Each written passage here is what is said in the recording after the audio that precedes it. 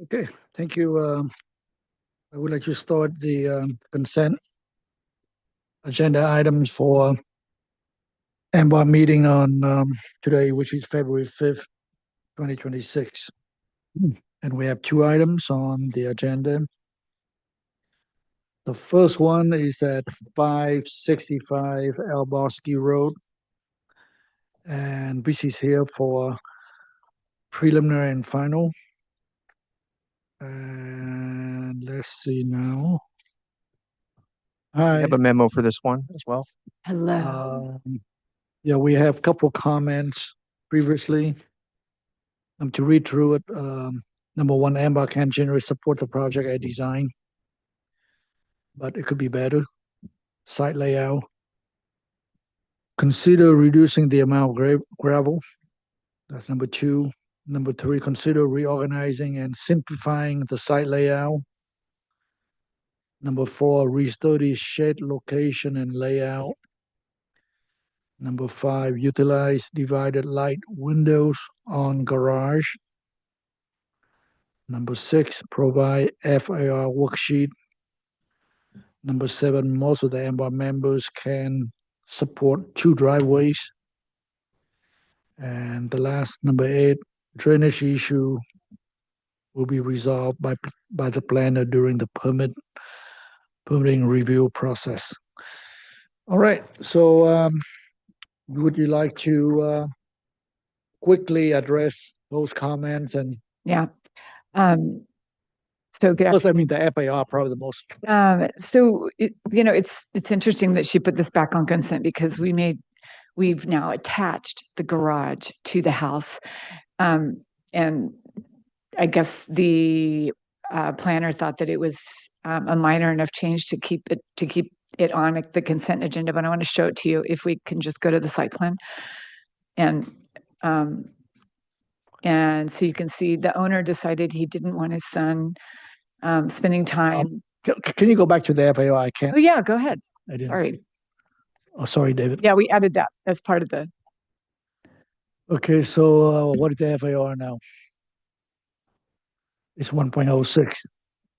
And then you attach the garage to the house. So you exclude it from the calculation. Yeah, I think we added square footage because we attached it. You attach it, so you exclude it. Yeah, added. So now I'll show you what that looks like. And it's because the owner didn't want their son being in the playroom above the garage, anymore. He wanted to, next page, without the proposed site plan, that one. So we attached the garage to the building instead of having the gap in between. And then so now if you look to the west, behind the garage is the new master bedroom, because the master bedroom before, if you go to the floor plan now, A1.1, you can see that the area in gray at the house is the area. Let's see. It's hard because I can't point and I don't have control, but Up there. But the small bedroom that was the master is now their son's bedroom, and now we have a new master behind the garage, and everything's connected. And then you go up the stairs to get to the entertainment room above the garage now through an interior staircase. Second floor. Yeah, now you can go to the second floor, and it's just one room up on top. We still have the dormers built into the lower level roof, so it has the appearance of a more diminutive two-story. But we see the elevation. Yes, but now we have individual dormers instead of a shed dormer. We have gable dormers, which was a suggestion from the board. I don't know if you were at the meeting, but it was suggested that we change the design from a shed dormer to individual dormers, and we think it was really successful to do that. We wanted to keep the second story. The garage is lower than the house anyway, but by adding a second story, we wanted to keep the roof lines more in keeping with a lower, more diminutive overall height, because we liked the charm of the more one-story kind of farmhouse look instead of building a full second story above the garage. So we, Let me ask you, at the last time we saw the project, with the second floor, it had a proposed, detached garage. but with the second floor. Yes, And did we request a story pole?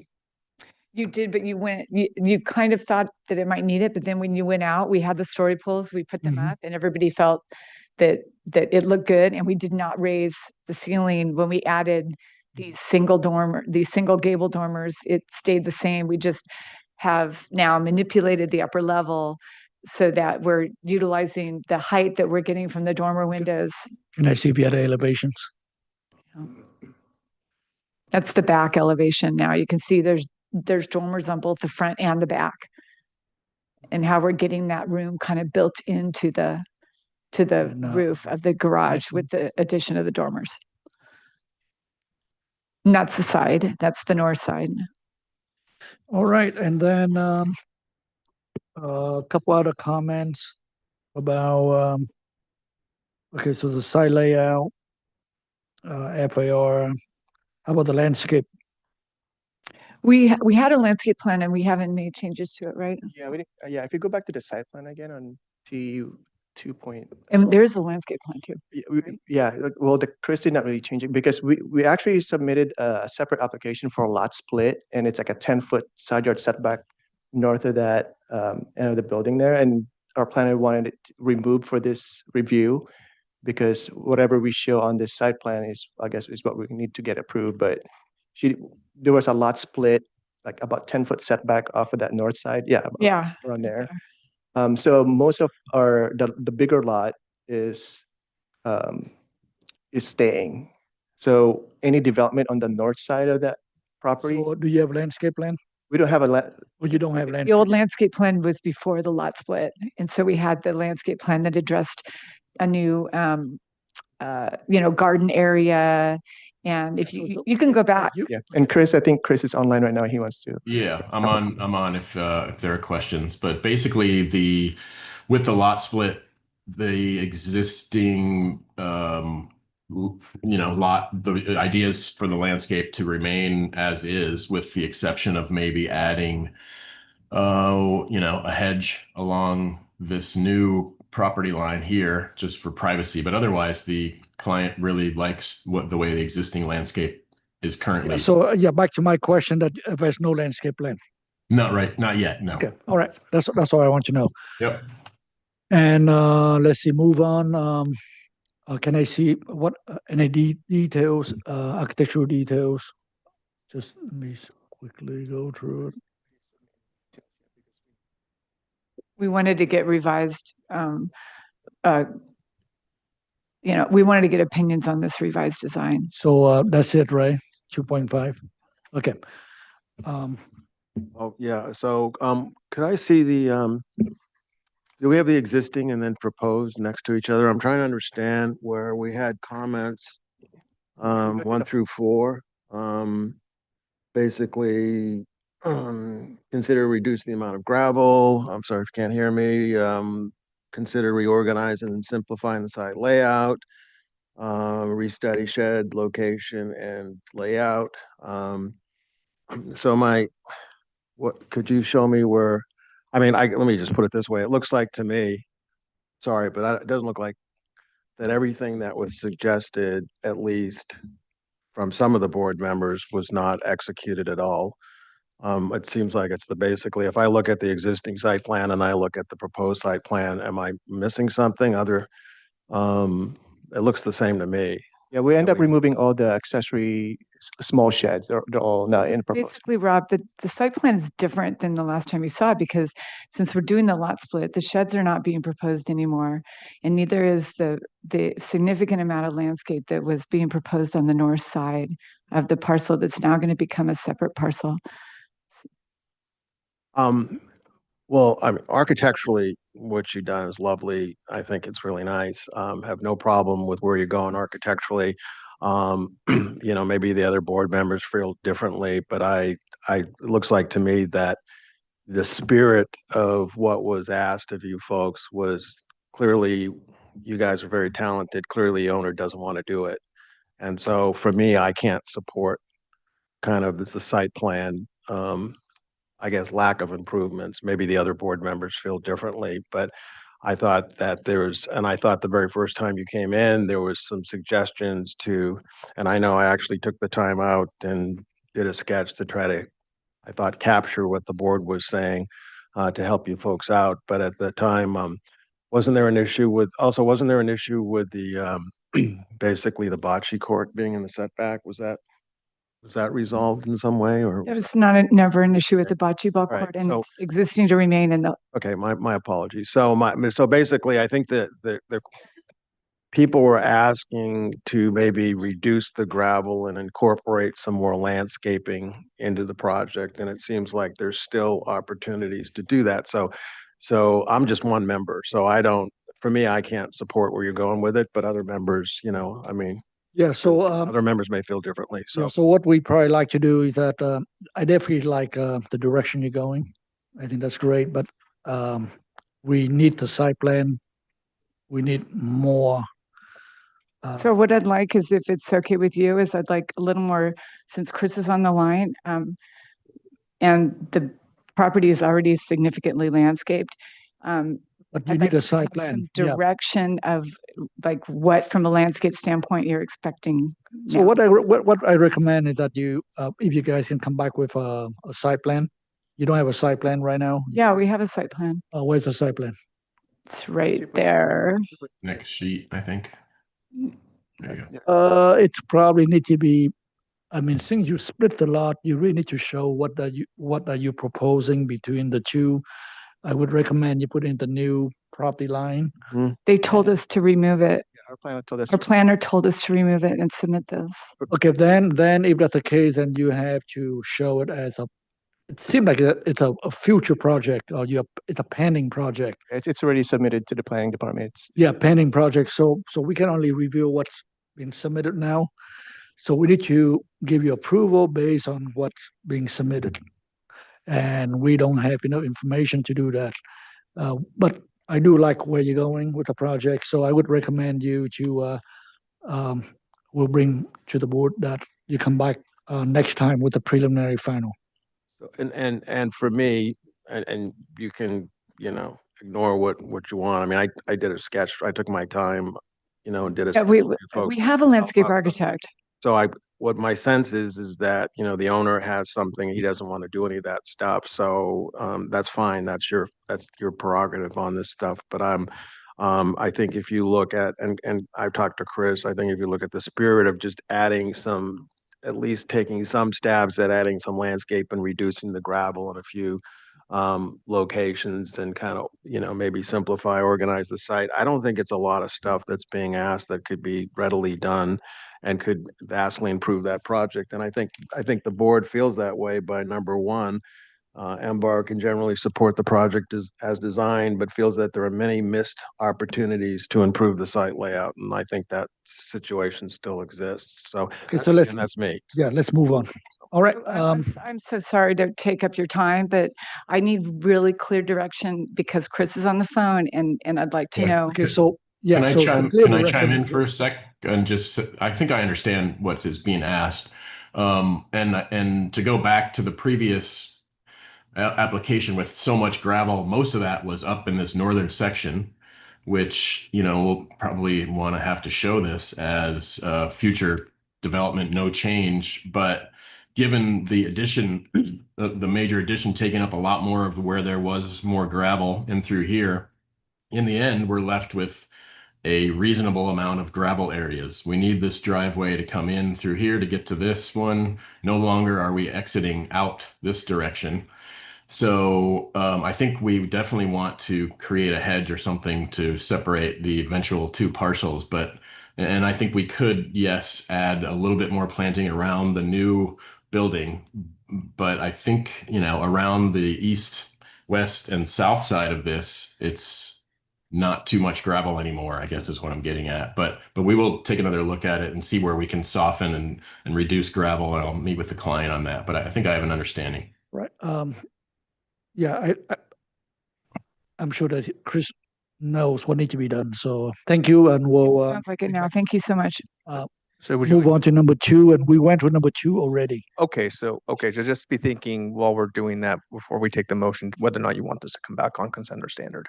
I would like to come back on, Just, I think that I we think can, the full board needs to weigh in because The I'm full board, yeah. certainly not an Right. advocate. Okay, for where you're well, going, so, we're gonna come back to this after yeah. the minutes.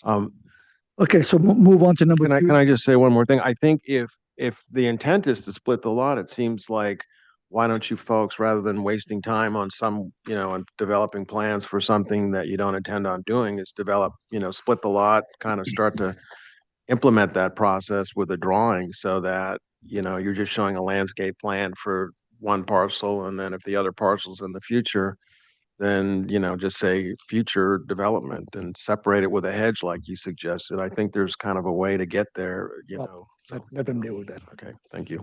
Thank you. Thanks. Number 2, we did review it last time, but we didn't have the, I think the quorum. Okay, so we can, Did you want me to flip through the plans? you mean, again? I think we don't need to. Okay. We've seen it. Yeah. All right. Thank you. Okay, so, I think we can roll right into, the, February 5th, AMBAR meeting. And I would like to welcome, our new AMBAR member, Tom Boulay. Welcome.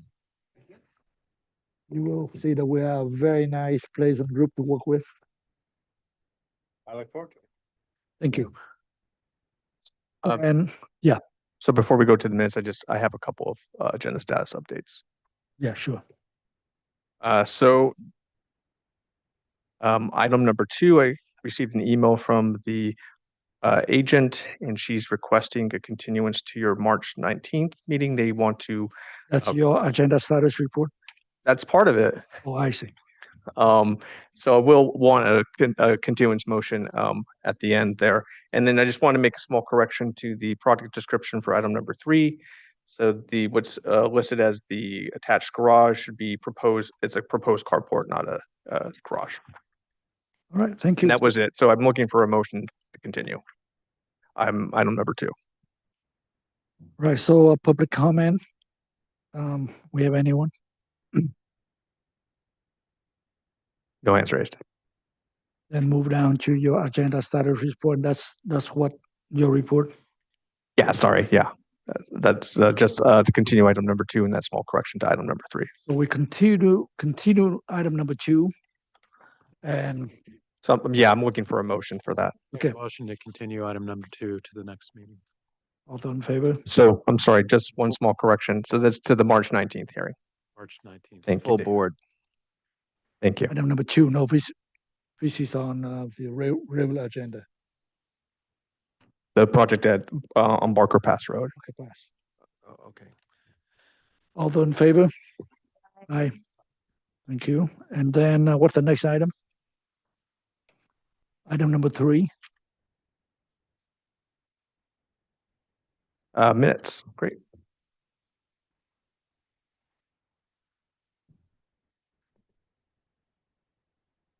So it looks like Dave and Robert were absent for this one. Okay, so now we can go to the minutes of of January 22nd. All right, any comments from anyone?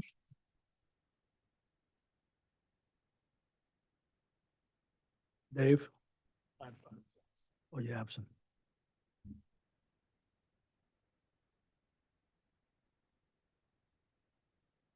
Rob? Any comments?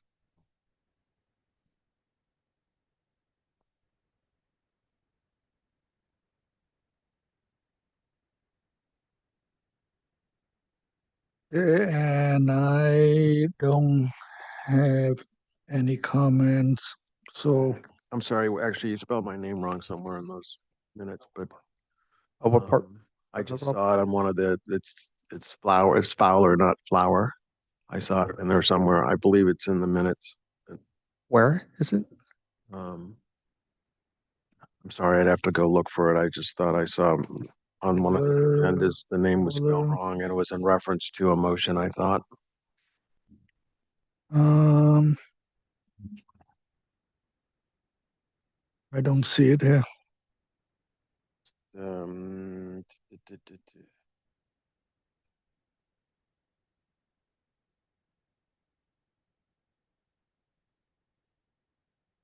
Okay, I can just make sure it's correct throughout. Number 2, Voog Edition and Carport, 802 Oak Grove Drive. Tip and I, in follow-up with the applicant, said they do not have to provide a small landscape plan, item number 3, at this time until they haven't, but I did stipulate, kind of in an email that we'll see them again because they did not have an arborist report yet, and they are, I can see impact on 5 different oak trees. So we'll see when they return, but we should take off item number 3 on the Stacy, you mean at 802? Oak Grove Drive. Yeah, but that's for future coming back to the board. But the meeting minutes still reflect. Okay, what okay, we yeah, discussed. that's fine. Yes, but we did, Okay, can I have a motion for approval? yes. I motion to approve the meeting minutes with comments as noted. Second by me. All those in favor? Aye. Aye. So we have Second. 3 sentences. Okay, Dave and Robert. thank you. Rob Fowler. All right, move on to Ambar members informational briefings. Anyone seen anyone, meet anyone? No. This might be a good opportunity to give our new member an opportunity to introduce himself. Yeah, so Tom, this is your chance. Was born in, Is that a hazing or? I've lived in Santa Barbara my entire life, practiced in Santa Barbara as an architect for the last 45 years and had my own practice in Montecito. Done work all over the state of California. My specialty has been over many years is Spanish colonial revival or recreating Spanish colonial revival homes mostly with kind of the way we live today as opposed to the 1920s. Number of projects I've done locally. I did the remodel in the Biltmore Hotel in 2003. Music Academy of the West. We've designed 3 different of the buildings. Ty Warner's home, a few of those. That's mostly it. I'm now just a one-man office and kind of dabbling here and there. I've got a project up in a couple projects up in the Bay Area and one in Lake Tahoe. So Do you still live in Montecito? yes. Right, now we have 2 members of the Montecito board. Thank you. Thank you. All right, so staff update. I'm not sure if Alex has anything. I do not. No, nothing for me either.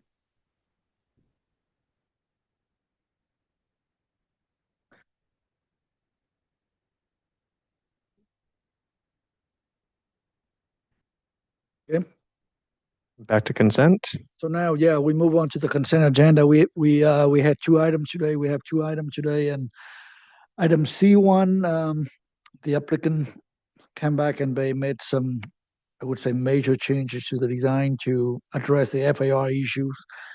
Anything is look nice, but it's a submittal. They are here for preliminary final, but definitely they are nowhere near because we don't have any details and we don't have any site plan and landscaping plan. So my recommendation is to put them back to the full board when they have a more complete drawings. Agree, Rob? yes, I think the board made some recommendations early on when we saw this project, and I don't think they've been implemented yet, so I would encourage that. Okay, so do we need a motion for that or no? Because they are here for preliminary final. Continue. You can continue, but that's going to be to date uncertain. So I think that it's just enough to say that they should come back on preliminary. I don't think you need a motion on that. All right. And then item number C2 that was on the last agenda, and Rob made some comments, and we review it, and I think it was fine, but we didn't have a quorum for approval. So, and before final approval, so I would like to move for final approval of item number C2. Taken by, Second, yeah, I wrote a letter the last time to facilitate an approval because I wasn't going to be here. okay, all those in favor, So we have, Abstain, Thanks. and abstain, recused. Thank you. recuse. Should that, and maybe my letter could be into the record because I had more detail and it's. Oh, yeah, I placed it in the box folder for Thank today. you. Okay, so now we are on to the standard agenda. Item number 1559 Hot Springs. Is the applicant here? And this is a new application. Set of plans are we looking at? The V1 or V2? I assume V2. This is for the interior remodel and first floor addition of 1,016 square feet.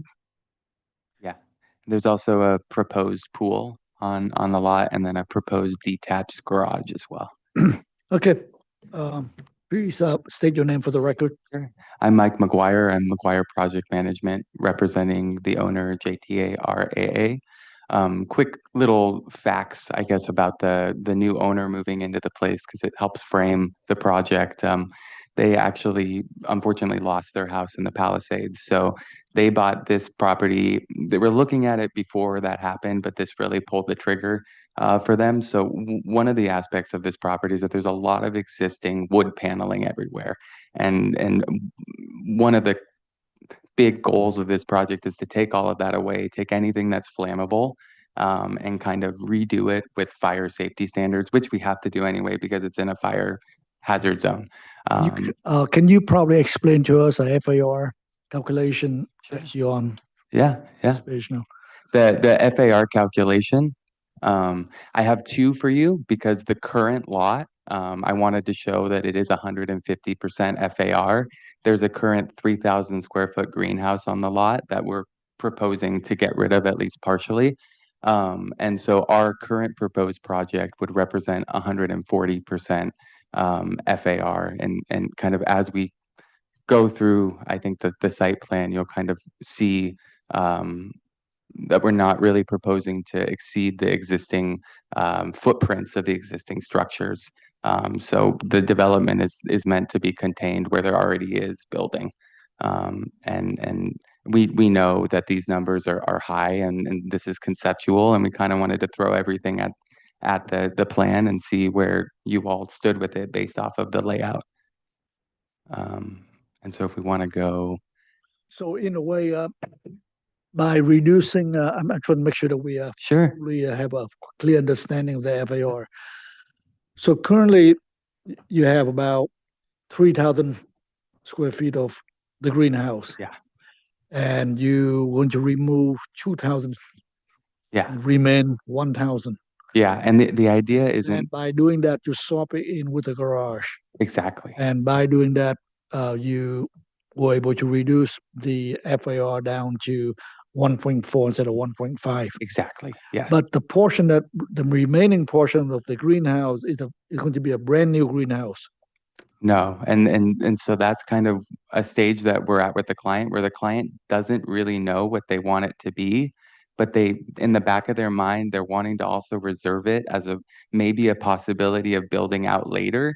And so it gets in this really weird ground where if we remove the existing greenhouse, then we wouldn't have the ability to put something else there later. But your proposal is what? Just to cut it?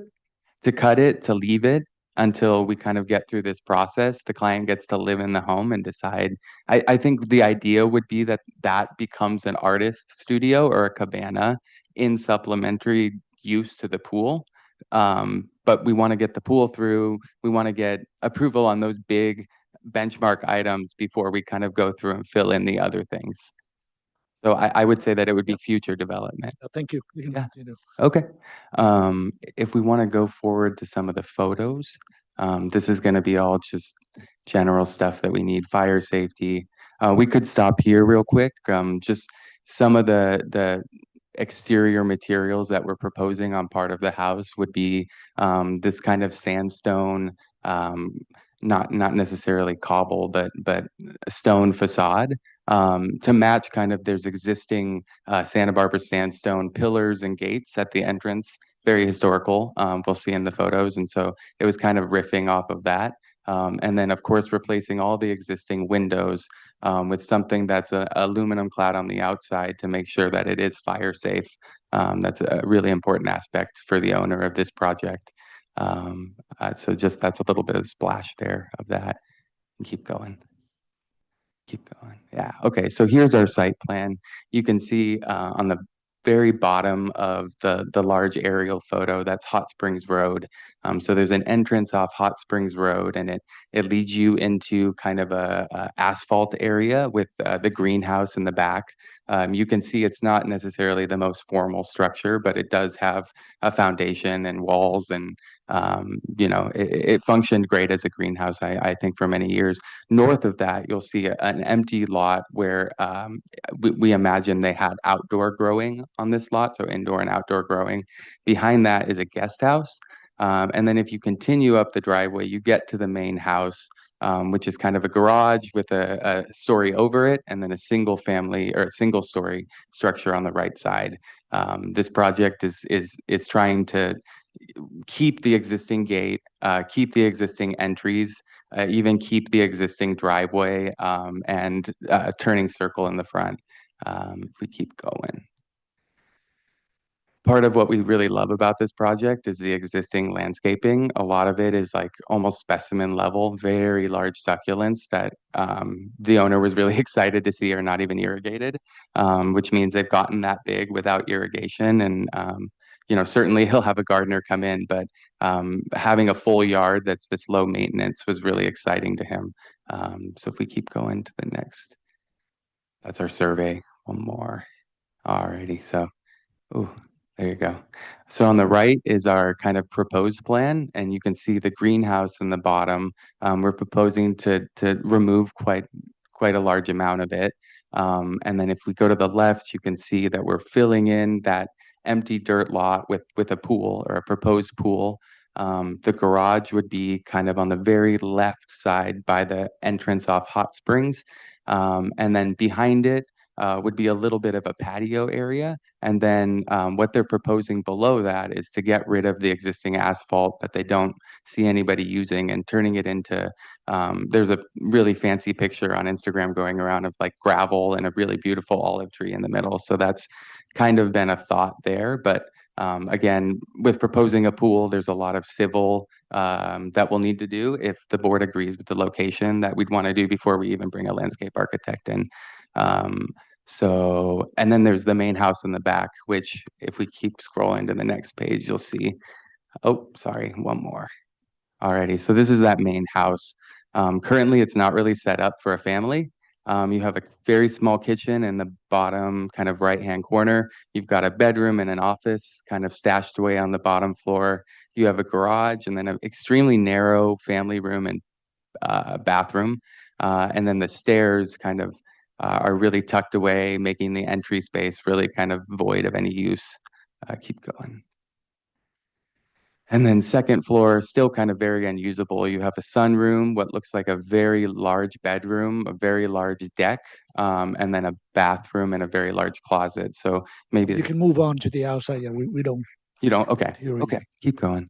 Then we can go.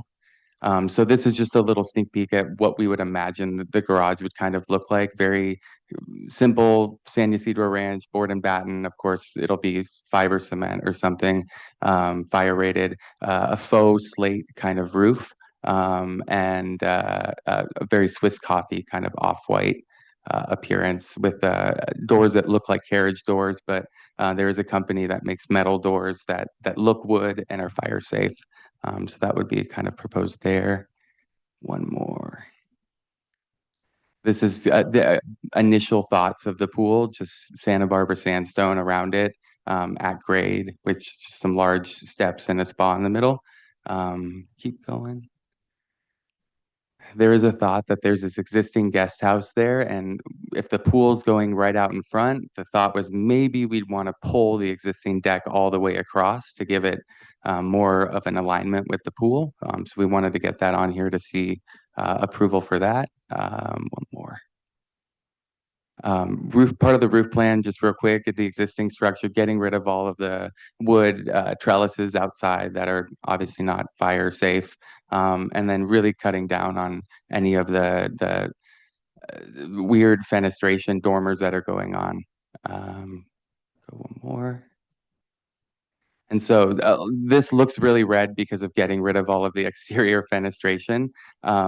But one of the big moves that we're making, obviously, is taking up the garage on the bottom floor. So those garage doors would go away and we'd have windows there. And then in the back of the house, there's a very large deck that we would also get rid of and enclose like the rest of the house. So if we go to the next slide.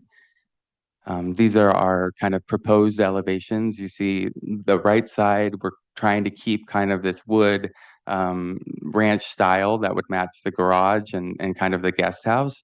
And then the left side, the owner felt like they wanted a little bit of differentiation in the facade. And so we thought stone matches what's already there and a lot of the edging and the columns, and then it's fire safe. So keep going, one more.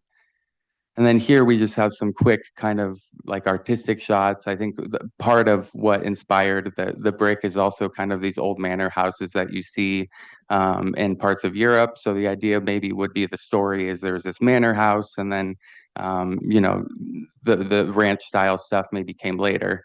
And you can see the garage, the right side of the house, and then the future guest house with the new deck and potentially new siding would all kind of speak that language.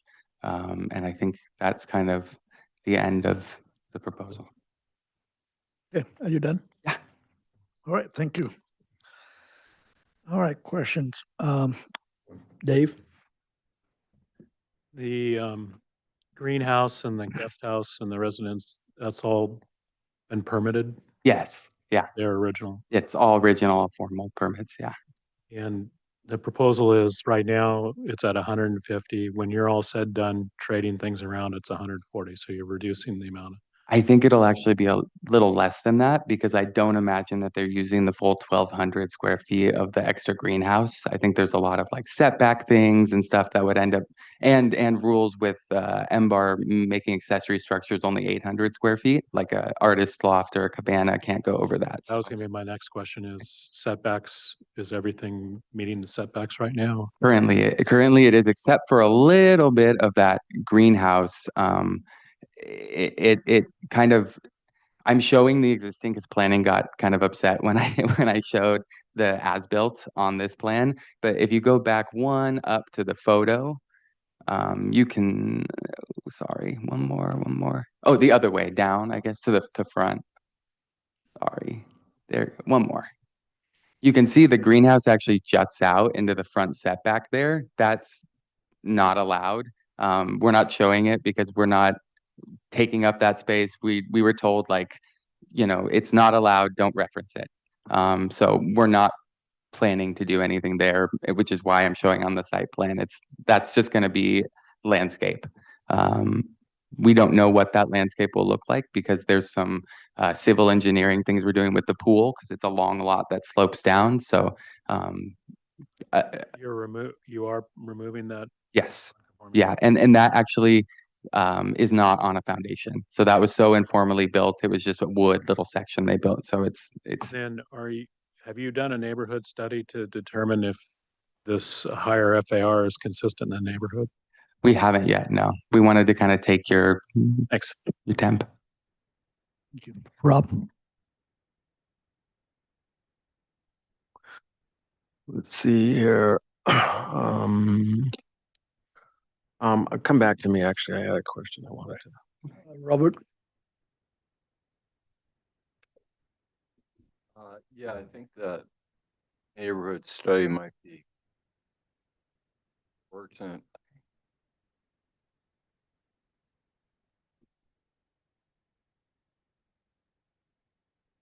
Any questions?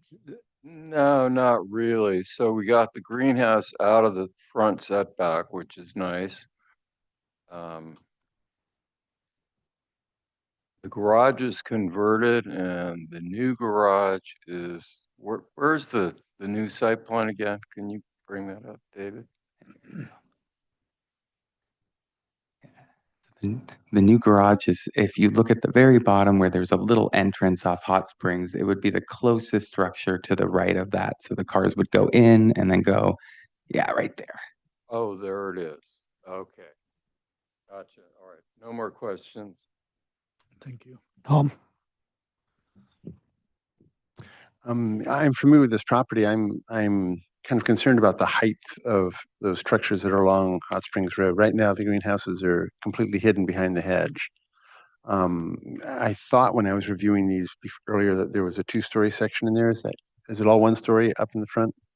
Out in front, it is. The back house has a two-story section, but everything in the front, and even the existing garage, we wanted to build 8 feet roof plate height with a 312 slope. So Okay. we're really trying to keep it as small as it possibly can. And we have measured that about, I think it's 13 something feet is the proposed garage. It's still underneath the hedges on the street there. Okay. So not really visible. And in general, I'm just conserved about the number of structures. And typically, a 1-acre structure would not be allowed to have a guest house, and would be limited in accessory structures. Where this one has potentially a future, if you fill in the old greenhouse you're not remodeling, 3 accessory structures on 1 acre. So that's, in my mind, pushing the limit. Sure. Okay. Tom, please just questioning. Okay.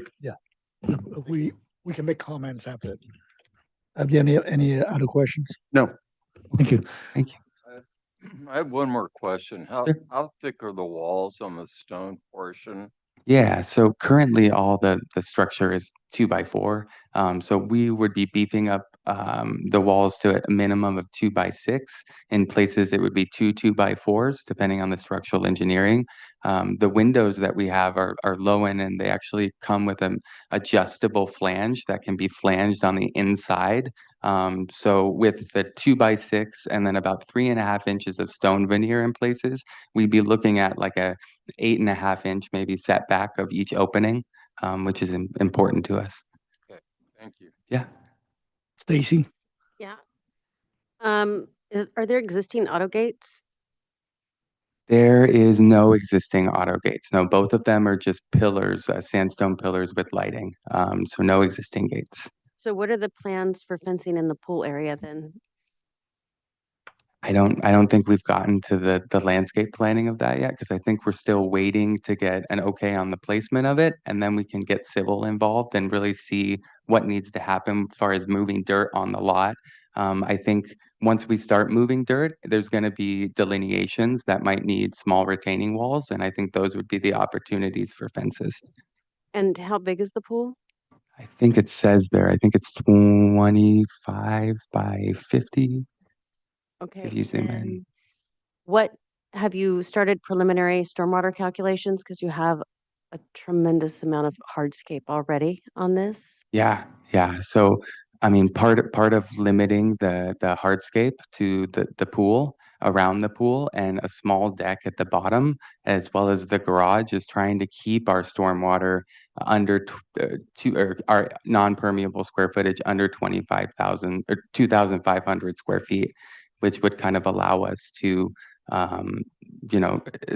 not have to produce some of those more extreme stormwater measures. That said, we do have a civil engineer on the project, and if it turns out that the civil engineering needs more paving, we would have them run all of our stormwater calcs.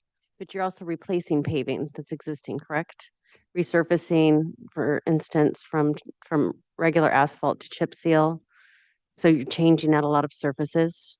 There's existing chip seal on the driveway that we're not planning to replace, and part of putting the garage where it was to allow us to keep a lot of the existing asphalt in place. I do think that there's probably going to be some cleaning up of that existing asphalt, and so yeah, we would definitely calculate that into any stormwater proposal. And is the intention to come back with a landscape plan at the next iteration? Yeah, we have a landscaper on board. The issue that I'm finding with this project and a lot of other projects is that the civil engineering really needs to occur first. With this site, I mean, there was a lot of landscape plans that were sent that didn't take into consideration the yard. And I certainly don't have purview over who the client wants to use for a landscaper. My job for the client is to make sure the lot is engineered appropriately for runoff and stormwater. Not to say we're not going to have a landscaper come back with plans, but I think the route on this project was let's figure out what dirt we're moving, how that needs to look, and then we can bring in the other stuff. Those are my questions. Okay. I have some questions. Can you go back to the survey, the first sheet, the second sheet?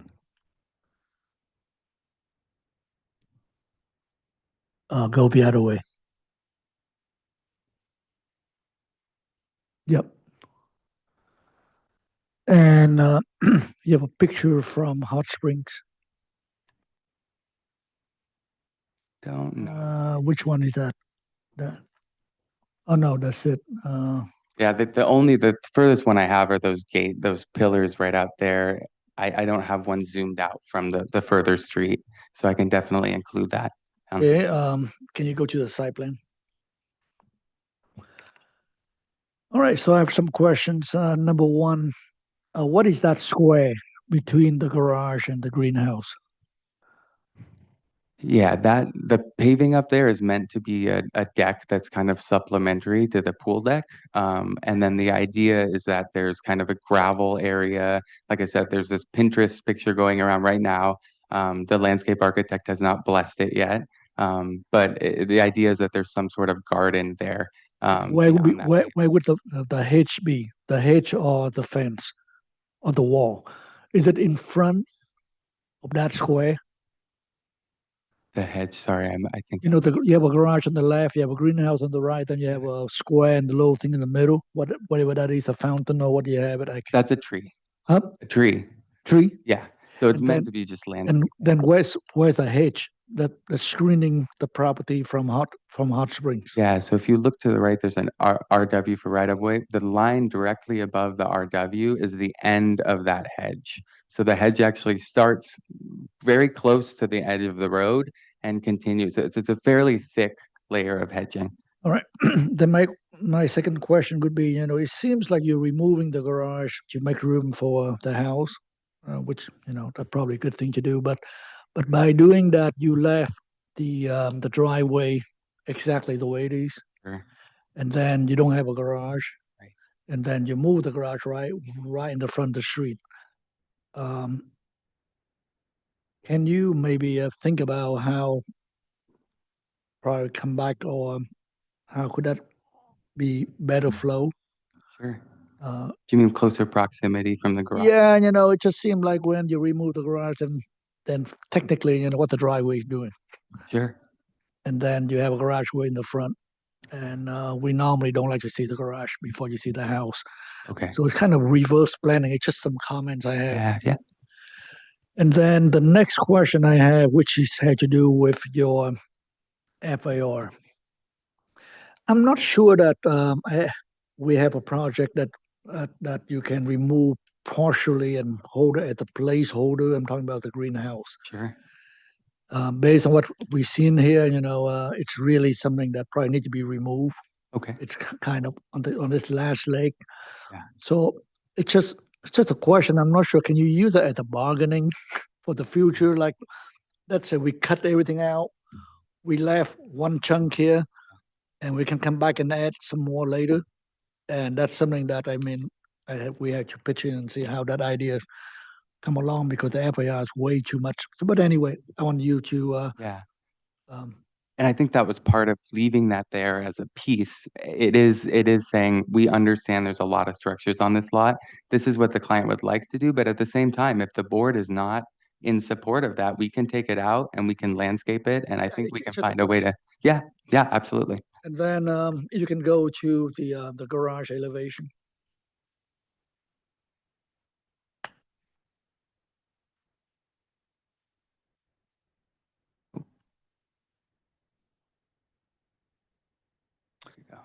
So my question would be, is there a reason why you decided to pitch the building the long way instead of the short way? Um, I think having the vault the way it is opens up more wall space for the proportions of the garage without kind of the low roof line coming over.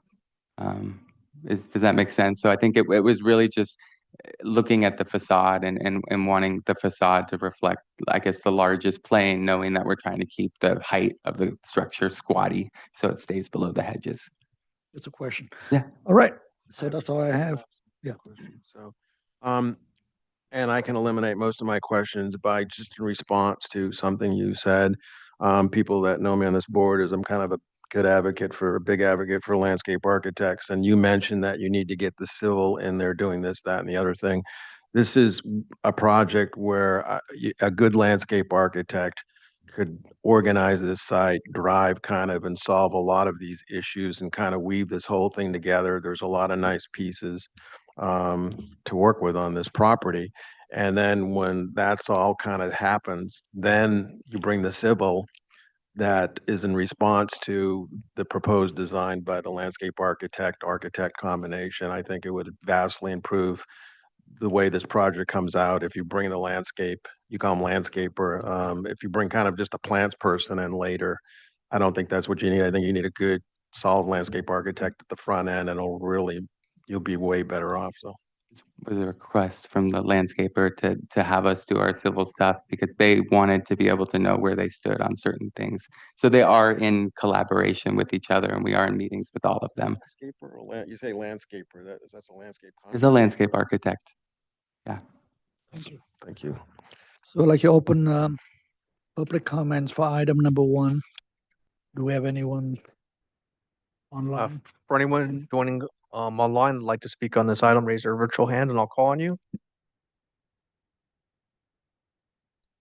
No hands raised. Thank you. So we are closing public comment. Back to the board. Dave. Yeah.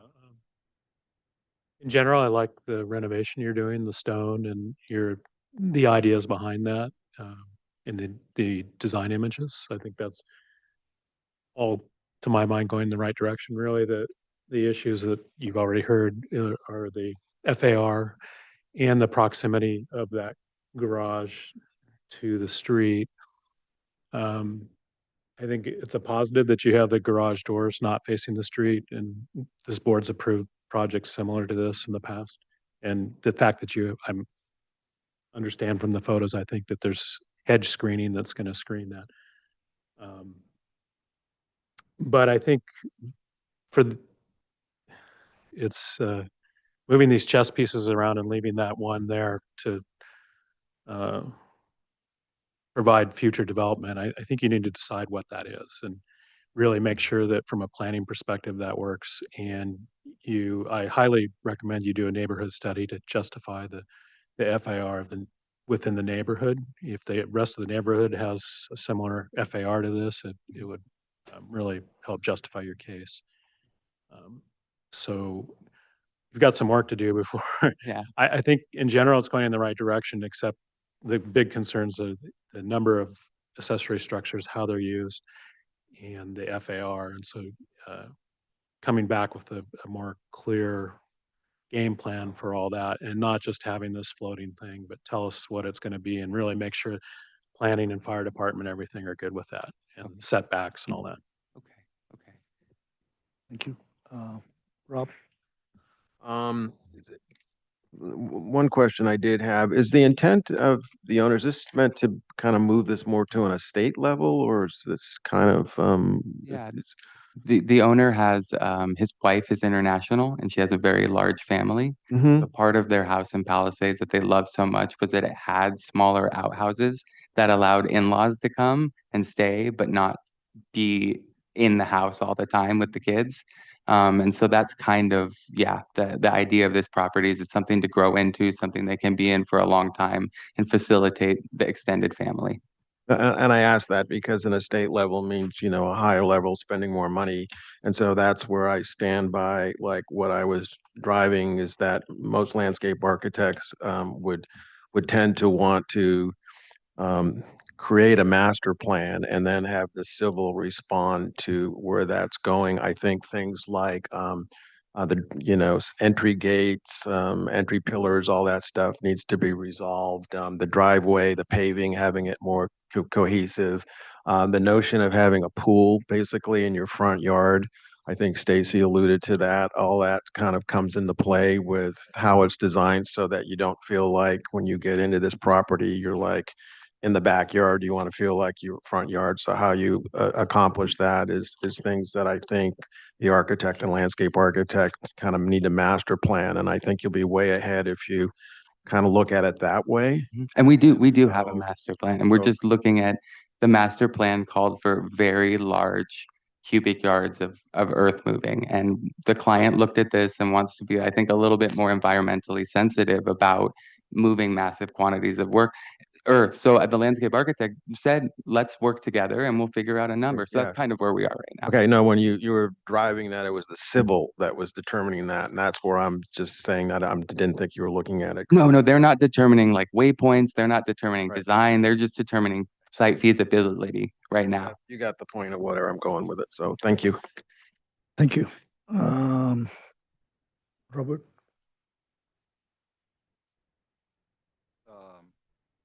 I share the same questions regarding FAR and planning of the greenhouse. I'm sorry, is that labeled as what use? Existing, it's just existing greenhouse. I think I could be better in clarifying a question, just laying it on. Would the board be supportive of an accessory structure there in conceptual? And if not, then we can move forward without it. Okay, so if it's an accessory structure, what would it be? It would probably be a pool house or a cabana, something in proximity to the pool program. Okay, so you'd have a guest house and a pool cabana, which is legitimate, I believe. Okay, well, those are planning things. The only other thing, if I get to the architecture, Sure. I'm not sure the stone veneer is congruous with the rest of the style that's going on. Okay. And that might be subjective on my part, but if you did do stone, I'd really like to see it thickened up, at least on the facade that you're gonna see. Like finish 12 inches would be nice. At least take a look at that.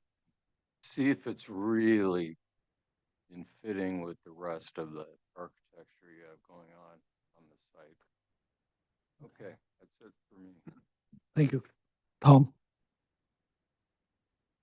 As I started to say earlier, I'm concerned about just the potential future run-on accessory structures. Guest house wouldn't be allowed on 1 acre if it was current, and greenhouses I think are limited to 400 square feet under current zoning, not 3,000. Yeah. So using that as a placeholder, I'm just uncomfortable with future structures. I'd almost prefer you remove the greenhouse, show us what you're proposing. Let's look at the FAR. And I'm hesitant to see 3 accessory structures in addition to the house.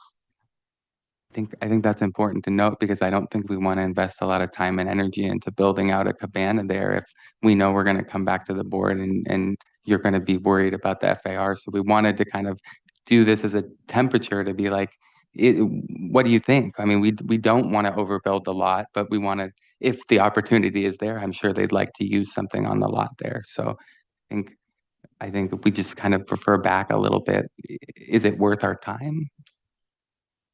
I guess, I'd answer the cabana thing. If there was a small area that was maybe an arbor that had, an outside fridge or an outside sink or something so you could entertain there, but not 800 square feet. Sure, okay, So it looked like it was a part of the garage rather than yet another structure. okay. It would appear more The appropriate. current garage would be capped at 800 because it's an individual structure and we can't, I don't think, add on more than 800 to a garage. So I think we do need the separation of the patio. Accessory structures are allowed to touch each other. They're just not Okay. allowed to have an internal connection. Okay, okay, But again, I'm thinking something much lower key than 800 square feet. Perfect. Unfortunately, since there's a limit of 800 square feet now, yeah. all accessory structures come in at 800 square feet. Yeah. In the old days, they used to come in at 400 or 500 and sometimes the more reasonable square footage. Okay, okay, perfect. Thank you. Stacy? Yeah, I like to, I mean, where the architecture is going, I think is fine. I'd carefully look at the board and batten though. It seems really tightly drawn. It's different in these renderings than I see in the elevations. I'm looking at with CAD. So something seems a little off there. Uh, some of the proportions too, going to the stone massing. I mean, I like it in the photos, but I'm not sure about the current structure and how that comes together. But more about the site planning. I agree with Rob that it's kind of a case of, it feels like when you talk about the civil having to work first, it's sort of a case of the tail wagging the dog. I think that having a really good master plan, and this one, I think it's discombobulated. I'm not sure if the proposed location for the garage is serving the main structure, the house, that well, because it's so far apart in its location. And I think that with good master planning, you can possibly reconceive some of this, but also too, I'm also hesitant about the greenhouse remaining just as a placeholder for another potential structure as well. It just feels very crowded on this site, but also too, I think everything just needs to have more cohesion generally.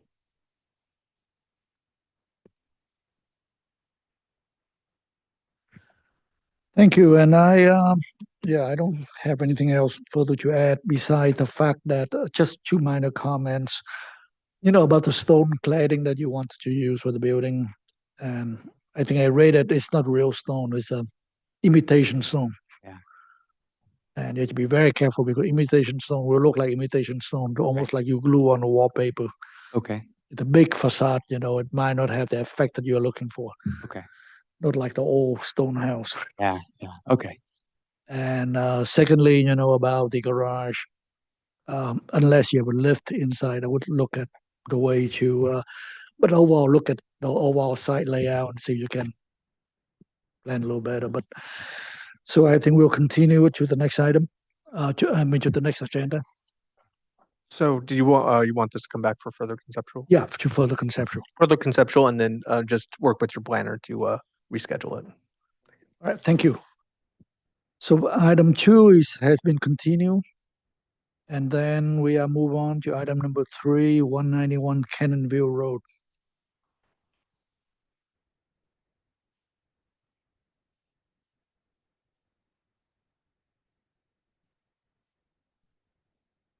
All right. All right. Okay, so this is the new item too, and it's an add-on of the detached carport of 554 square feet. I think to legalize some as-built and some site walls. So your name for the record? I'm Phaedra Gage. I'm with Sherry and Associates Architects, and I'm the project manager for the project. Bill Paris, I'm the owner. Thank you. And you'd like to do your presentation? Yeah. Before I start, I have something I wanted to have you look at, if that's okay. Would you pass it up? Yeah.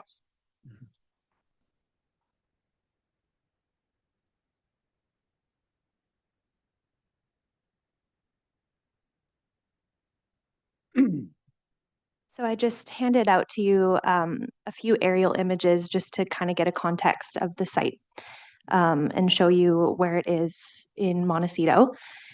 It's on the very eastern end of Montecito, adjacent to the Riviera. It's on a sloped lot above Sycamore Canyon Road. And I just wanted to point out from those photos, it's not super visible from the street. You can see it across the canyon from a couple of the properties across, but the neighbor directly beside the parcel, there's pretty dense vegetation between. This is a part of the landslide in the past Yes. previously, and then a whole bunch of new retaining walls were built Yes. to up the land. Yeah, actually, Bill could give a quick background on the parcel. Mhm. Is this on? Is this on? Yeah. So 20 years ago, when I bought the property, there was no access at all. And Canopy Road and Ranchita Vista Road had been taken out in a landslide, and I had to rappel down a rope to get to the front door. And through neighborhood collaboration with Paul Cook, the surveyor, and my partner at the time, who drilled caissons and did underpinnings, we built the new driveway, all the retaining walls, and the bridge over the landslide, and then negotiated with the association to access to the house itself. And I lived there for a number of years, and everything but this back accessory structure was permitted through this sort of odd emergency permit status. And so when you look at how many retaining walls, they did it by the square foot, and there's really no real cohesive plan. And so my intention with Sharing Associates and Fedra is to get everything on the property legalized, essentially, and permitted. And one of the main reasons is that no carport, no garage. And I wanted the carport to match the bridge and call it the Bridge House. And we affectionately call it Baja Montecito because of the little wing that's, and it's been a struggle, this property, for sure. And I'd love to get your input. Thank you. Thanks, Bill.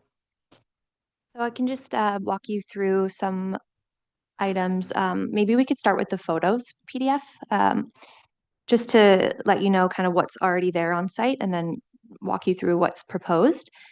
So there's an existing residence which does not have a carport or a garage at this point.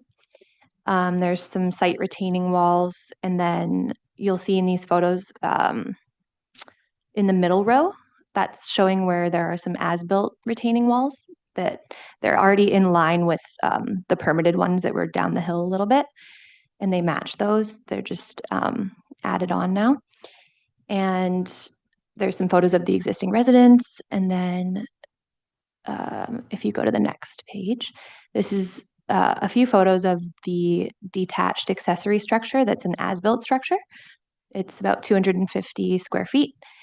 And the center photo is a close-up of the bridge detailing that we're going to be matching on the new carport. Okay, so if we could just look at the site plan, I'll just walk you through the footprints. So on the right, you can see the top of the driveway, the corner of the property slopes down towards the residence. And on the south side of the residence, we're proposing a new carport. That's going to be just adjacent to that really tall existing retaining wall. So it's going to be hidden, kind of nestled between the house and the hillside. And then on the left side of the house, that smaller rectangle, that's the as-built accessory structure. And then on the north side of the house, you can see those as-built retaining walls. It's about 86 linear feet in line with the walls that were already there. We can skim through the floor plans. There's not much to show you there. Those are existing floor plans, no changes. And on the next sheet, you'll see the proposed carport on the next sheet.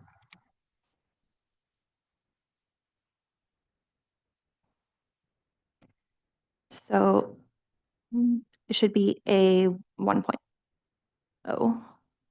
Yeah, if you scroll down a little bit, you'll see the new carport roof, and it's going to be attached to the house. I'm having issues with the plans. Let me just read.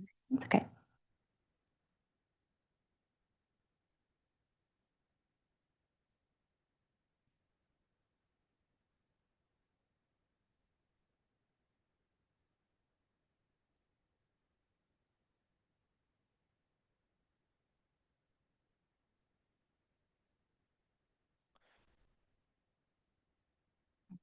Technical difficulties. Was this that area where there's about 5, 6, 7 homes in Sycamore Canyon? Was that Is that where we're talking about that all, I think the state bought the people. Yeah, Ranchita Vista Road cut off a bunch of access, and it was determined that those homes still have no access as far as I know, but we restored access to about 4 homes by building the bridge, and one of them was mine. Is that in the nineties? Did that happen? Yeah, late 90s, exactly, when Sycamore Canyon was closed for a number of years. I remember, yeah. Thank you. So this might be a good example of why it's always nice to have flattened plans. Looks like it was just having trouble rendering. While we're on this sheet, I can just walk you through what we're looking at here. These are the elevations of the as-built accessory structure that you saw the photos of. It is max 13 feet from grade, and we've got board and batten siding and relatively flat roof with some exposed rafter tails and barge rafters. Also on this sheet, I'm showing the light specs, but those, yeah, we'll have one of those sconces on the accessory structure, and then the other ones are applicable for the carport. We're going to be proposing 4 pendants in the carport and then 2 of the sconces on the wall of the house beside the carport. And then if we could go to the elevation A 2.0.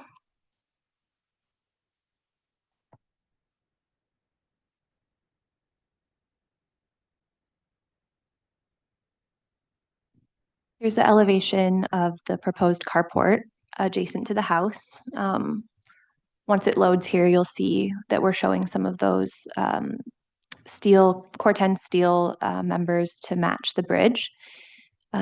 We have a 2 and 12 roof pitch with a standing seam metal roof to match the existing house. And the height of the carport is 14 feet max. That's pretty much all I have to say about this elevation. And then if we could go to the last sheet in the set, this is an elevation of the site walls.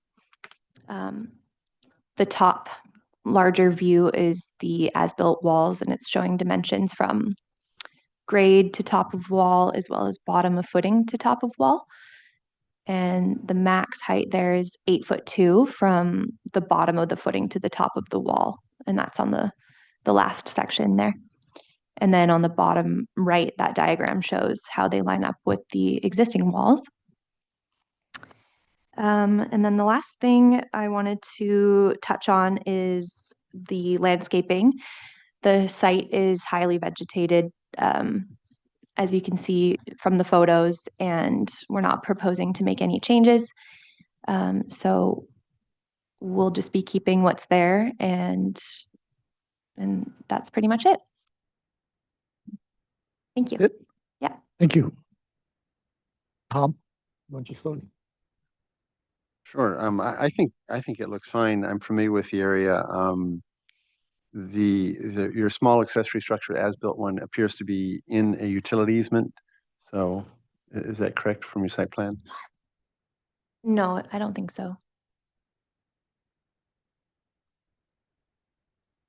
There's a 12-foot utility easement, 6 feet on either side of the property line, and it says it's a 4'8" setback. So the corner of it sticking in the utility easement, and it's Oh, inside the sorry. 90 setback. Yeah, that one in the on the right there, that's a shed. Is that the building we're talking about? Is that a different? No, that one is under 120 square feet, no electrical. So we're actually talking about the one on the left side of the site plan.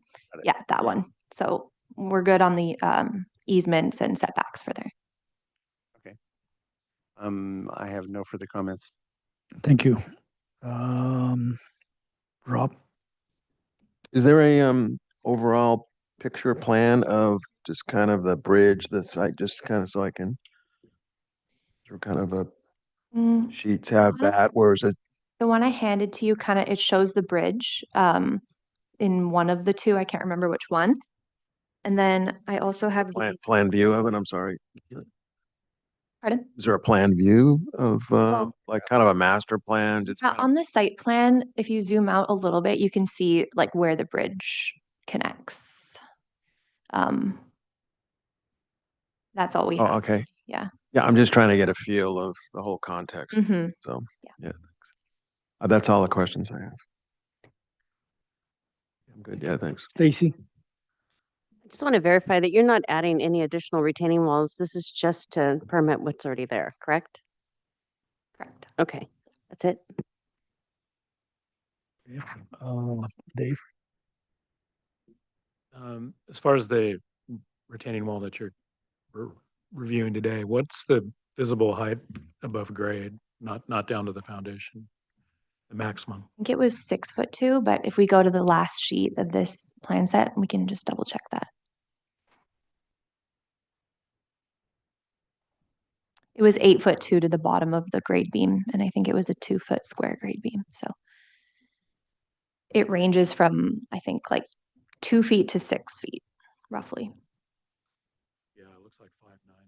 Okay, that was my question. Okay. Robert?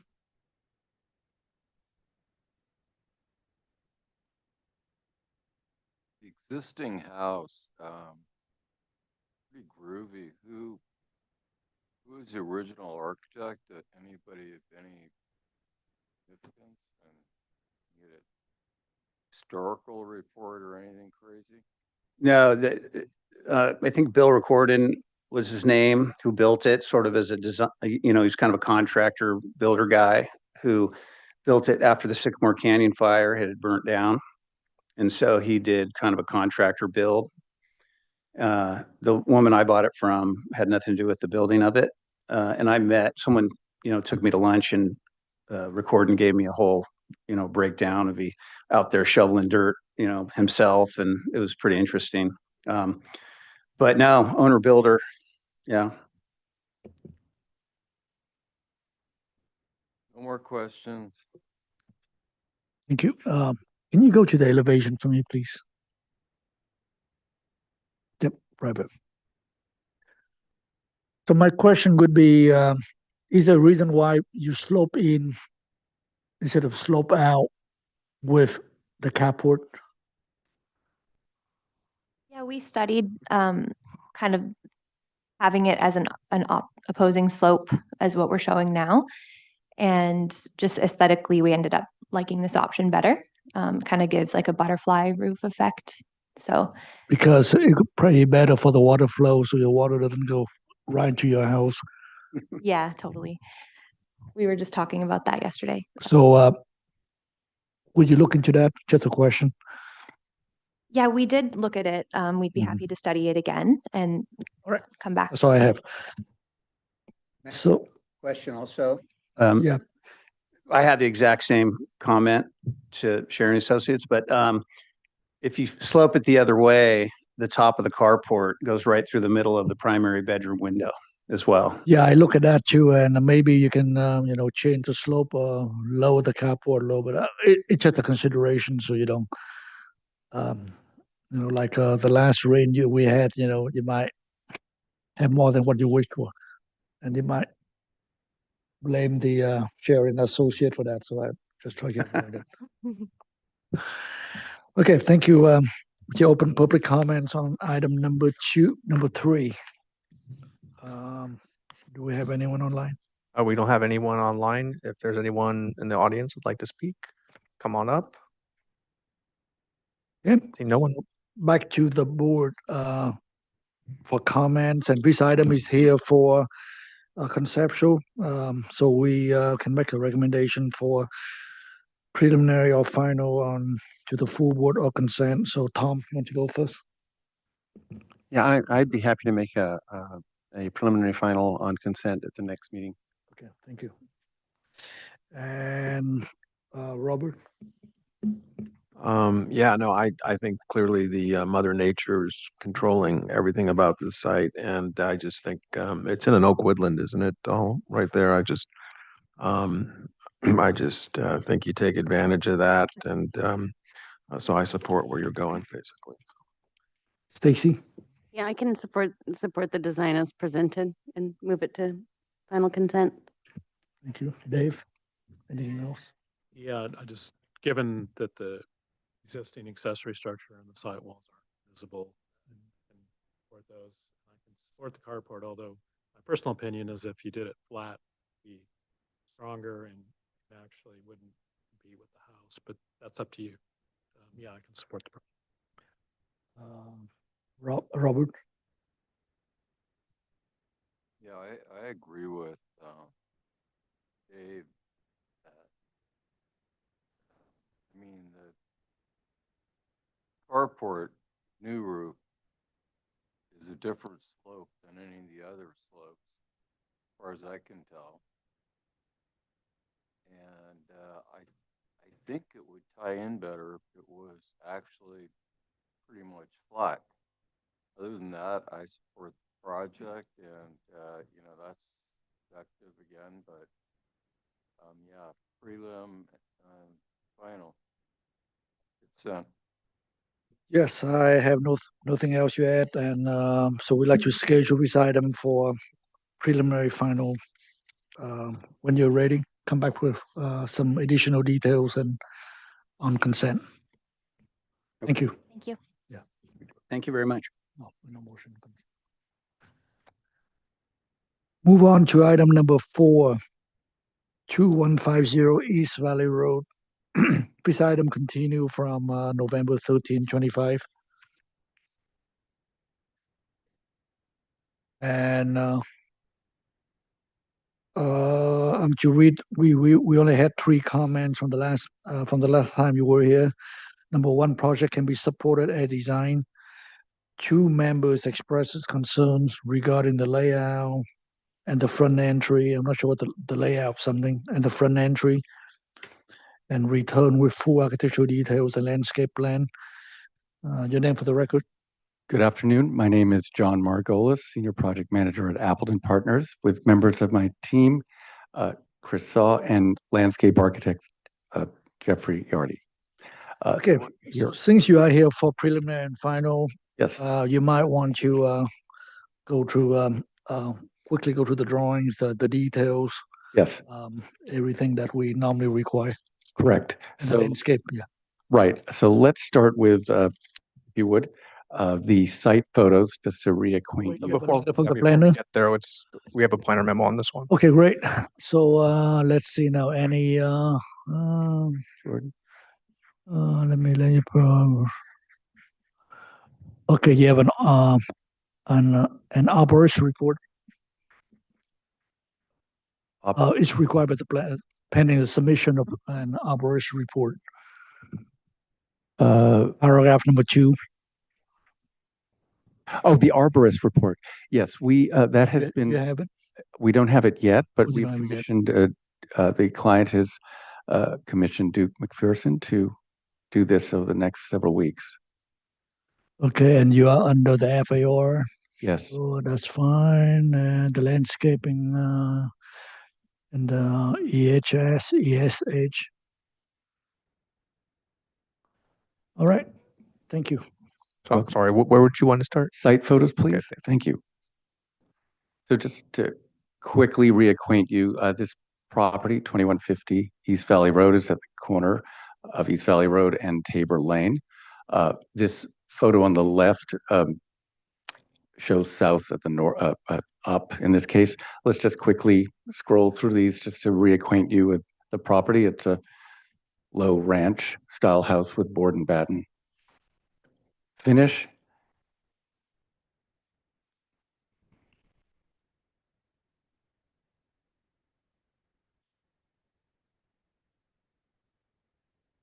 I think that's it. Yeah. All right. So if you would, let's go to the A 1.0, please. The flattening thing.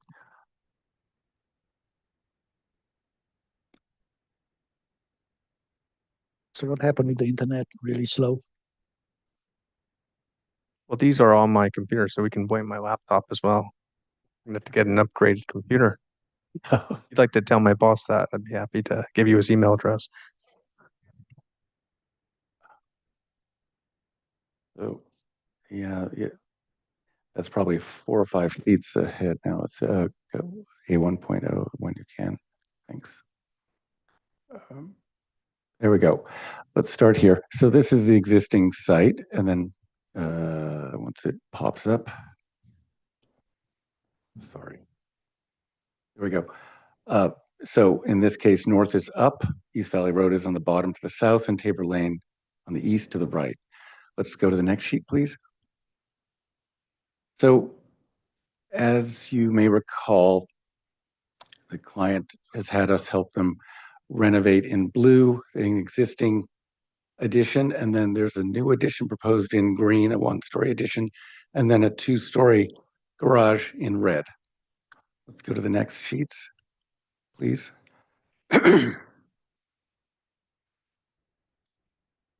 I'm sorry. Let's go right up to 2.2.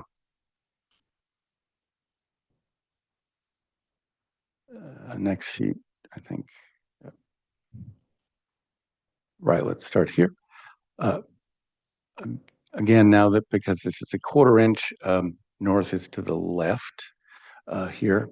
So you see the new garage on the right, this connecting wing in the middle, and then the main house all on the left. Let's go to, just scroll through the next few sheets, and we'll get to the details. Roof plan, second floor plan, roof plan, and that's the roof plan. And then let's keep going to the 5 series. Oh, these are the elevations. So the whole intent is that the new additions are to be complementary to the main house with board and batten siding, so it all reads as one unified whole. Keep going to the 5 series, probably would be best.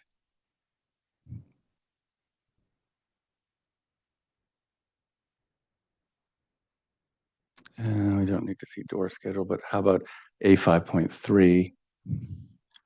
Okay, so some of these are the details that are required to support the board and batten siding and the matching roofing to match existing materials.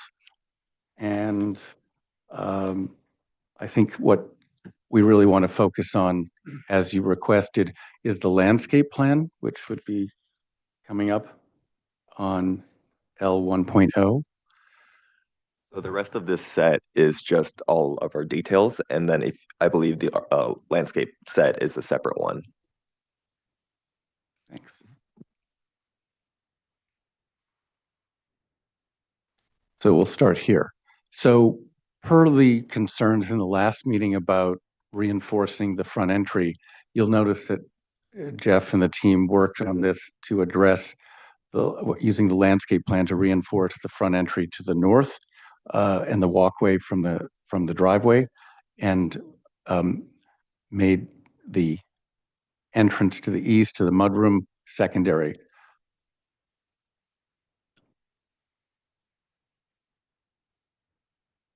And I think we can just, there are several other landscape plans showing the hydrozone plan and irrigation plan, should you want to discuss them.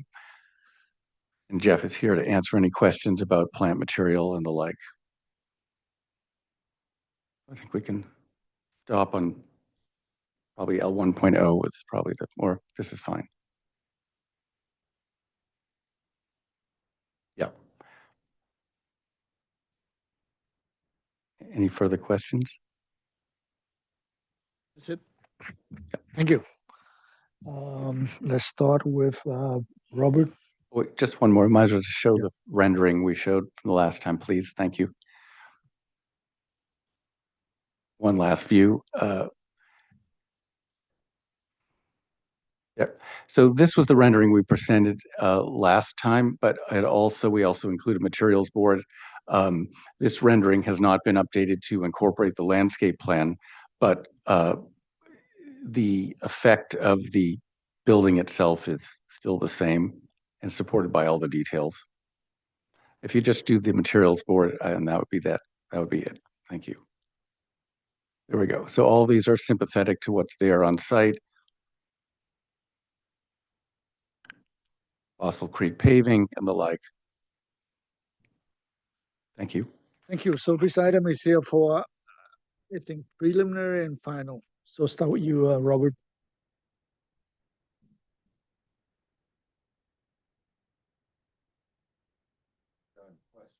Yeah, please, questions. No questions. Thank you, Dave. No questions. Thank you. Stacy. Oh, great, and I have no questions. So, would you open public comments for item number 4, 2150 East Valley Road? Nobody online and not seeing anyone rise from the audience. Okay, so it seems like back to the board here for preliminary final, and I think the drawings are completed. And if any of you had any further comments, comment anything from anyone, so we should move this along and grant the preliminary and final as submitted. Yes. Okay, motion for that. Second by I'll second that. second by Dave. All in favor? Okay. Aye. Motion passes. Thank you. Thank you very much. The last item, and we are on number 5, 541 Hodges Lane.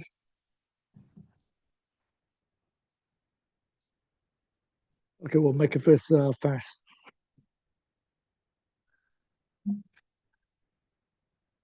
Thank you. So we are here for preliminary approval. And I'm to read out the comments from the last hearing, which was on January 23rd, 25, which is over a year. So we have several comments. Comment number 1, mass bulk and scale, acceptable. Number 2, resolve architectural style, unify and simplify roof lines. Number 3, concerns regarding intrusions of buildings and hardscape into ESH. Number 4, restudy landscape plan. Landscaping adjacent to ESH must be native, non-invasive, and carefully consider screening. Number 5, consult with the Montecito Fire Protection District landscape design. And so number 6, enhance front entry, consider adding a courtyard. So this is item back to for preliminary approval. You want to go through the comments and Yeah, absolutely. Kyle Dixon, Windward Design. So as you mentioned, a lot of this was tied to the environmentally sensitive habitat. So a year ago, we hadn't pursued a biological assessment for it. In that time, we have worked with Store Environmental and were able to provide a report that showed they didn't have concern with it being sensitive due to the development as it was in the fencing in the rear yard. So fortunately, we were able to get past that when talking with planning department. The critical elements became just trying to maintain the existing rear setbacks with the proposed addition, which we had done. So in this, we're replacing a carport with a 2-story covered garage and upper hand unit at the end of the driveway on the left-hand side. So what we've done is meet that 15-foot setback, which was the existing condition that they allowed us to maintain. Same with the rear patios in the center and then the rear deck along the pool edge in the yellow. We've just tried to maintain the approved existing setbacks from what was originally on the property before we had gone forward with this proposed remodel. The other thing we've addressed was, I think we want to go to the roof plan on A104. So a year ago when we submitted, we did have quite a few different roof planes and they were somewhat erratic. We've now gone with more straightforward gable systems. Yeah, sorry, it'll be a couple more pages. Couple more, almost.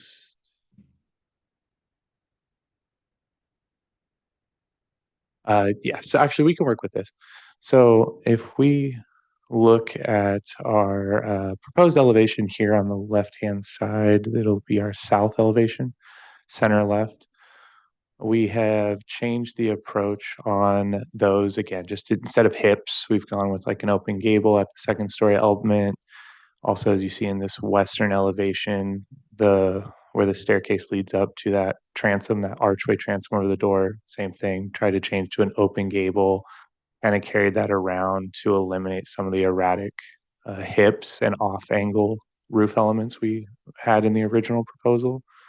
So the hope there was to help address that comment of minimizing our overall roof planes.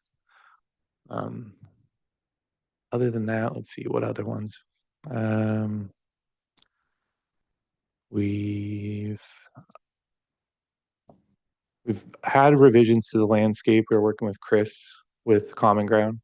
He had met with the client over the last few months, and we've talked through how he wants to address the plantings along the back, along the creek embankment. I believe those would be in our L sheets, probably after these. I can't see the legend. Sorry, apologies.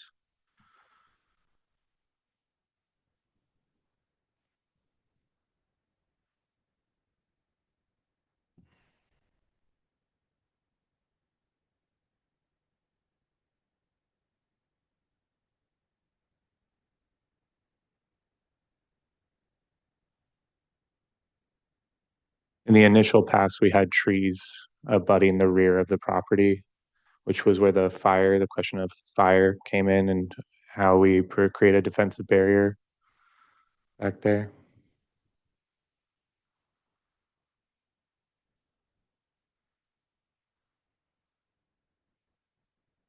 Thank you. So I believe that Chris has since updated the landscape plan to reflect this. And if he's not, he may actually be present online as well to speak to this.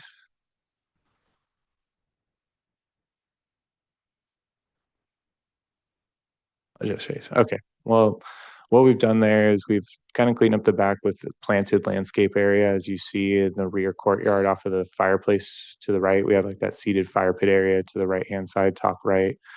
Gone with a planted landscaping throughout there to that lower courtyard region. That red stair in the center leading up to our upper patio, which follows the kitchen and the living room, the great room out towards the pool. Same thing, we've done a small little planter where you see a breakup in the concrete just off of the left-hand side of the bottom pool. That's to separate a bedroom from the main living space, just to give a little element of privacy.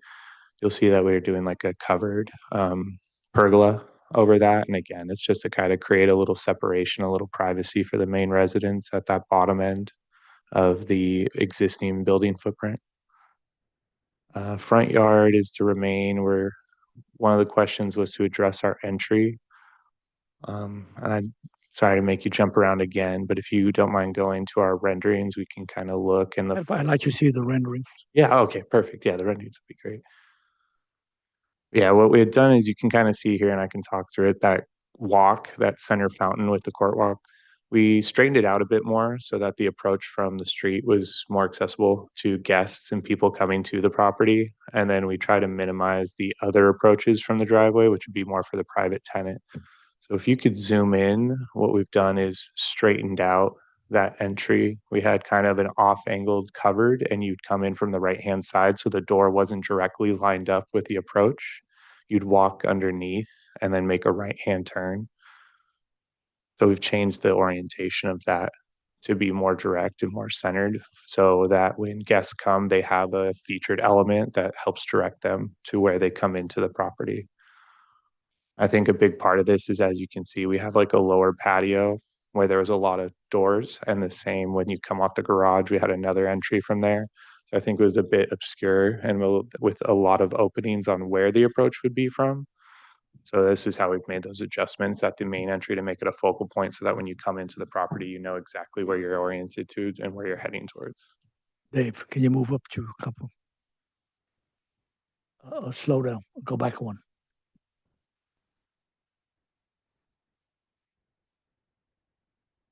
Okay, keep going. Yeah, stop right. Next one.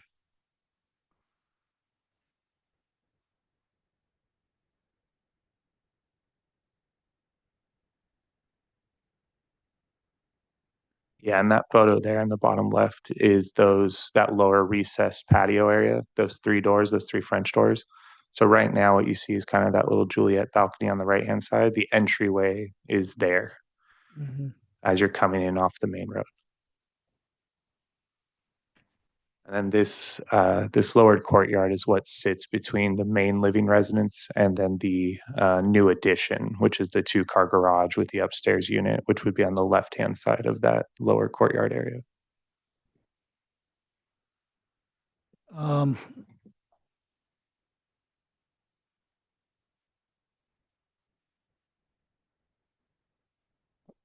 okay, are you done with your presentation? One thing we wanted to remember today is scroll up one. You can see the older version on the 2 sheets above this of the garage. See the bottom ones with the trees kind of covering it. That was the last time we saw you guys, and it was sort of this bay window that popped out, and we looked at simplifying that entire mass. So as you can see in that drawing, which we left it in here for that reason, you can see the garage and then the units above and then the stairs to the right. And it was all 4 different massings, and we simplified it into one massing. Because we think the rest of the property and the rest of the house has very platonic shaped massings, very, like gable end massing. And then here's this kind of hip roof massing. And then there's this link massing. They're all simple massings. They're not overly complicated. So we refined it to the one you see today. That's it. Thank you. Stacy? I'm just curious because do we have photos of the existing site anywhere in this package? Might be on the older versions. In the older version, so I'm just curious what this area to remain as is really looks like. And does Chris Gilland, I know this is preliminary, but usually we have like a plant list or a palette. Is any of that part of this, other than I see a Marathon 2 and an arbutus called out, possible arbutus? No, we haven't updated the landscape plan yet. Unfortunately, we were waiting to get the biology report resolved, which had happened just a month or 2 ago. But he is working with it, and the hope is that when we return, if we can return for consent and final, that we'd be able to present the updated detailing and full landscape plan at that phase. Okay. Yeah.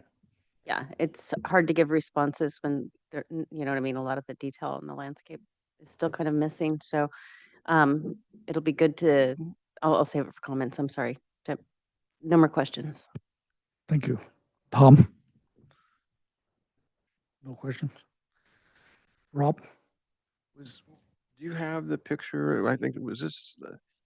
I'm not sure if this was a project that I talked to you on, Mark, where it's dramatically changed. Do you have the first version of this by any chance sitting there somewhere? It might be a different project. Okay. I remember that one we talked about. This one is over. You probably know this area that is behind the Upper Village area, right to the right by Pierre Lafons, that whole zone. It's behind that. So it's a little subdivision this house is actually gated from the street. And you can't even see the house. We were supposed to go to a site visit there, but nobody showed up to let us in. Remember? Yeah, we did look over the fence. We all kind of tried to scale the gate to see it. So do we have an earlier? I thought you referenced an earlier version. I just wanted to take a quick look. That's the one on the bottom that are colorful. That was it. And the comments were make the entry nicer. I believe some comment about the area above the garage looks a little bit too animated, a little too many massings to it. Yeah, in fact, if you kind of look through the tree right there above the garage door, we had done this kind of bay window and cut that hip in half. And if you go to the top right rendering, the black and white rendering, what we did is we lost that, we flattened out our fenestration. Then you see there, we kind of carry that through all the way. That's what I mentioned before. Okay. Robert? No questions. Dave? No question. Okay, and I have no question. Open public comment for item number 541 Hodges Lane. No one online and no one left in the audience. Okay, great. back to the board. Stacy, and this item here is for preliminary approval today, and if we grant the preliminary approval, then it could come back to the full board for final, or we can go to consent for final, so you can make some comment on that too. Yeah, I think there really hasn't been much development in the landscape since the last time we saw this, and we had concerns previously. I'm going to suggest that it come back again for, don't know how the architects on the board are gonna review the architecture, because it has changed quite a bit since last time. I'm more pleased by it this time than last time. I can definitely give that more of a positive nod. But I think coming back, I would suggest that it comes back to the full board, whether or not it's preliminary, final, or preliminary again. I'll leave that up to the other board members, but definitely with more information and details for the landscape, at the very least, a planting plan and details for the fountain and walls, and more about the permeable paving and what that's going to look like. Okay, thank you. Tom? This is the first time I've seen this. The one thing that kind of jumps out at me, I think, is the second floor over the garage, the new garage on the left. I just wondered if the little short roof over the garage doors is just a kind of a classic. This is an add-on, and we didn't really know what to do, so we put a little roof in front of it to make it look somewhat different. But if you did a little study on some of the Smith houses, there's a number of books on Smith that he has second stories over garages, and he's treated them in a more sensitive way. It's a singular plane, or sometimes even the second floor cantilevers out in front of the garage door plane below, with little plaster corbels or some wood corbels. I think that element could be improved. It's also odd that the second floor stops over the top of the garage, the first story garage door. I mean, structurally in Spain, of course, you would never see that because they're masonry buildings, and so you don't put a masonry wall in the middle of an opening below. So it looks a little bit odd. I think it could use some study. Okay. Rob? I mean, I think the question is I think the landscape architect kind of has his own flair to it, and I think in terms of function, the hardscape, all of it like works really well and kind of closes on itself, circulation, level changes. I mean, that part I really like. I mean, the question is whether you want to be more traditional in your detailing or kind of something a little bit more flair to the architect style. So anyways, I'm fine with whatever way you want to go. I think it but overall I think you folks have done a nice job. I don't think it's traditional. So I appreciate that end of it, but I'll support kind of the architect's design discretion. So Robert? I think for the most part, it's improved. The roofs are forms are simpler and cleaner. I would agree with Mr. Bollet, though, that maybe the garage could be a little more interesting, and that little short roof, I look at it two ways. It does soften the facade, but it is not necessarily something you would see in a building of this style, due to what Tom was mentioning. So I'm, for the most part, fine with the project. And what are we here for? Prelim? Yeah, I would give it prelim. That's it. Okay. Dave?